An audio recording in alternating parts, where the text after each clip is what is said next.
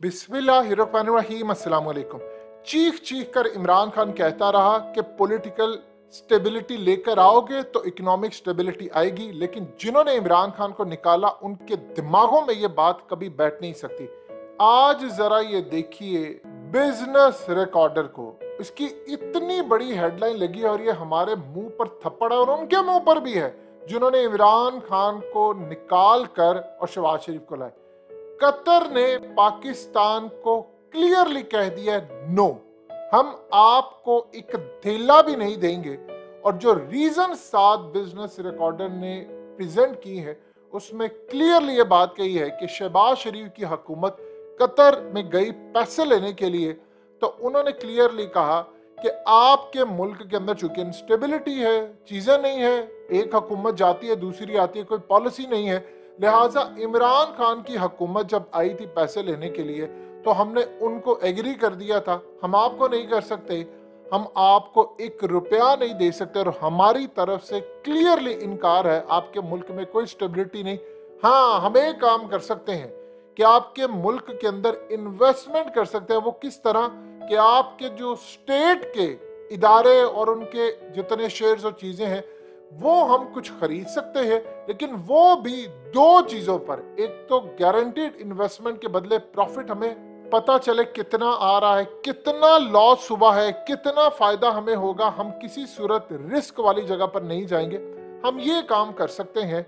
और इस सूरत हाल में फिर उसके बाद जो भी हम खरीदेंगे उस पर हमारी मर्जी चलेगी। मिसाल के तौर पर अगर वहां पर किसी जगह पर पाकिस्तान के इदारे में इन्होंने इन्वेस्टमेंट की तो वो ये देखेंगे जहां से प्रॉफिट आ रहा है हम सिर्फ वहां लगाएं और उसके फैसलों का इख्तियार हमारे पास हो।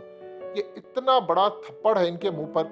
देखिए, जो कतर के अमीर है उनका जरा बैकग्राउंड और स्टेक समझ लें। उनका बैकग्राउंड ये है कि उन्होंने अपनी मेहनत से कतर को इतना डेवलप करवा लिया है कि वहां पर फुटबॉल हो रहा है और फुटबॉल का वर्ल्ड कप जब वहां पर हो रहा है तो वहां पर इतनी टूरिज्म है, इतनी टूरिज्म हो रही है कि पूरी दुनिया के ममालिक से लोग आ रहे हैं और उनकी इकोनॉमी इतना बूस्ट कर जाएगी कि कम से कम अगले 7 साल तक उसके असरात कतर पर रहेंगे। यानी आप समझ ले चंद दिनों का इवेंट 7 साल की उनको कमाई देकर जा रहा है। कतर में क्या है, लेकिन उन्होंने अपनी मेहनत से, ये अमीर जो कतर के हैं ये बाइडेन से जाकर मिलते हैं, वहां पर जाकर अपना मौकफ रखते हैं। ये अमेरिका और अफगानिस्तान की जंग यहाँ पर कतर के अंदर आकर खत्म हुई, यहाँ पर बातचीत का आगाज हुआ और इन्होंने रोल प्ले किया। दुनिया के तमाम मामलात में ये अपना रोल प्ले करते हैं। ये कोई छोटे मोटे नहीं है, इन्होंने बड़े लेवल पर जाकर काम किया है और आप इनको कोई छोटा मोटा समझिए ना।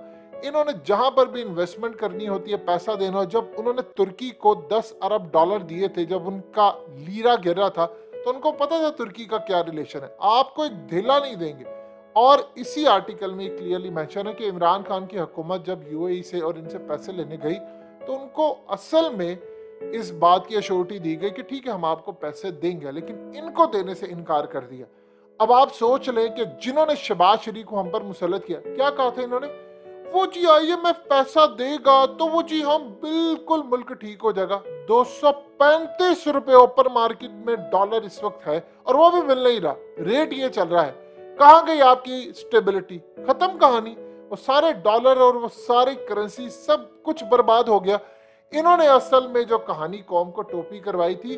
अब आप देख रहे हैं कि इमरान खान को एक तरफ कहा जा रहा है कि तुम IMF की डील बिल्कुल खराब ना करना। अब आप ये देखिए कि आप इस जगह चले गए हैं कि मिफ्ता इस्माइल ने कहा है कि अब कोई हमें पैसे देने को तैयार नहीं। ना तो कतर ने आपको पैसा देना है, ना UAE ने देना है, ना सऊदी अरब ने आपको पैसा देना है, ना चाइना ने आपको पैसा देना है, क्योंकि आपने जो घटिया हरकत की थी वो ये थी। मिसाल के तौर पर एक छोटी सी मिसाल आप ये समझिए कि चेक रिपब्लिक के अंदर लोग सड़कों पर निकल गए हैं और उन्होंने कहा है कि यूरोपीय यूनियन और नेटो, अब ये जो घटिया हरकतें आप कर रहे हैं अमेरिका के कहने के ऊपर, उसकी वजह से पूरे हमारे मुल्क में बहरान है।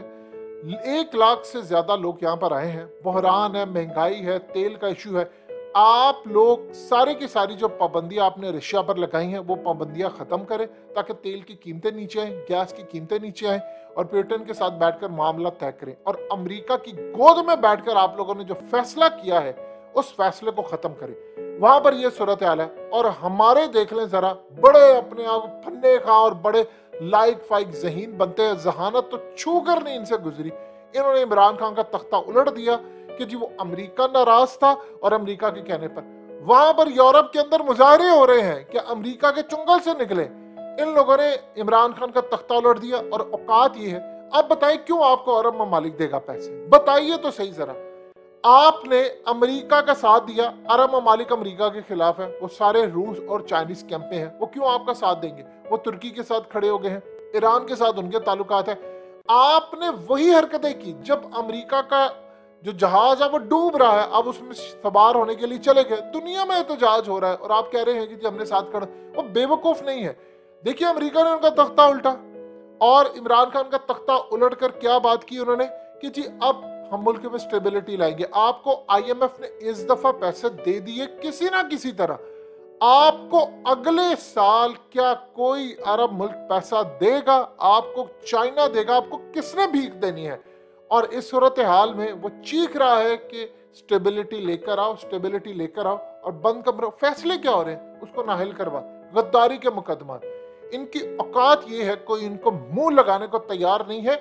और जो हैंडलर्स है इनके, शहबाज शरीफ और इन सब के, उनको भी अब कोई मुंह लगाने को तैयार है। ये इस वक्त सूरत हाल पैदा हो गई है। मुल्क आपका IMF चला रहा है, स्टेबिलिटी आपके मुल्क में है नहीं। आपका वजीर आजम कहता है कि छींक भी मारनी हो ना, छींक भी मारनी हो तो हमें वो छींक मारनी पड़ती है IMF की मर्जी के बगैर। तो इमरान खान ने कहा ये करप्ट है, इनको इख्तियार नहीं, जो IMF की मर्जी के बगैर छींक नहीं मार सकते, उनको इख्तियार कैसे हो सकता है कि वो आर्मी चीफ की तैनाती करे? क्या इमरान खान ने गलत बात की थी तो पूरा जहान उसके खिलाफ है, लेकिन अवाम उसके साथ खड़ी, वो कह रहे बिल्कुल ठीक बात की है। इनको इख्तियार क्या है?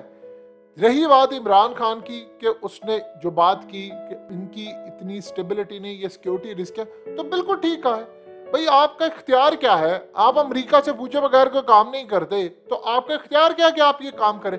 लिहाजा एक बात आप अच्छी तरह समझ लीजिए, जो हालात इस मुल्क में हो रहे हैं, इनको कोई इख्तियार नहीं, ना इनको कोई मुंह लगाने को तैयार है, ना कतर इनको कोई पैसा देने को तैयार है, ना इनको मुंह लगाने को तैयार है। इन्होंने जो हाल किया है इस मुल्क का, अगले कुछ अरसे के अंदर याद रखिएगा जो हालात पैदा हो रहे हैं, आपका मुल्क बिल्कुल स्टेबल नहीं रहते हुए नजर आ रहा, क्योंकि अब आपको कोई पैसा नहीं देगा। कतर ने आपके मुंह पर डील मार दी है कि भाई हमने आपको 1 रुपया नहीं देना, और क्लियर नो कहा है। अब कहां पर आप भीख मांगने के लिए जाएंगे? अब एक ही मुल्क रह गया है, यानी अमेरिका ने तो आपको देना नहीं, आप फिर भारत चले जाएंगे, क्योंकि आपको बड़ी आजकल यारी सूझी हुई है कि हमने उनके साथ तिजारत करनी है फलाना। सबको पता ऑर्डर कहां से आ रहा है। यानी वो जो इंटरनेशनल ताकतें कहती थी कि इंडिया से दोस्ती करो, इसराइल को तस्लीम करो, आप ऐसे ऐसे उधर जा रहे।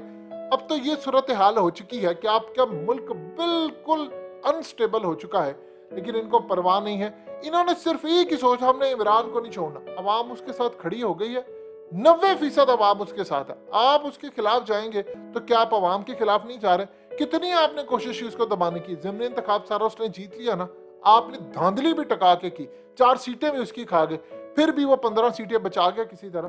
तो लिहाजा इस सूरत हाल में याद रखिएगा, बर्बादी तबाही आपके दर पर आई है, आपको अक्ल नहीं आ रही।